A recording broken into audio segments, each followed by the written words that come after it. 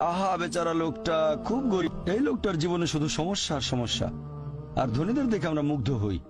আমাদের প্রিয় নবী বলেছেন যে একজন ধনী লোকের বেহেশতে প্রবেশ করা গরিবের চেয়ে অনেক বেশি কঠিন। আর পবিত্র কোরআন বলছে সূরা আনফাল অধ্যায় নম্বর 8 আয়াত নম্বর 28, ধন সম্পদ তোমাদের জন্য পরীক্ষা, এটা পরীক্ষা।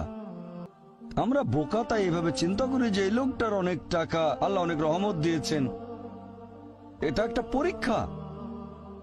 যদি এই রহমত ঠিক মতো ব্যবহার না করেন এটা অবশ্যই রহমত, তবে এই পরীক্ষায় ফেল করার সম্ভাবনা অনেক বেশি। যেমন ধরেন বোর্ডের একটা পরীক্ষার প্রশ্ন, গত বছরের কথা, 2 বছর আগের কথা, 2002 সালের কথা।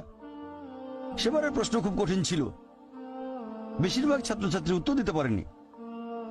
পরের বছর সেই প্রশ্নটা আসলো না, তখন এটা বলা বোকামি, ও দুঃখ এবার তো আসলো না, আপনি তো খুশি হবেন যে এবার আসেনি। তাহলে সম্পদ একটা পরীক্ষা। তাহলে যাদের ধন সম্পদ নেই তাদের জন্য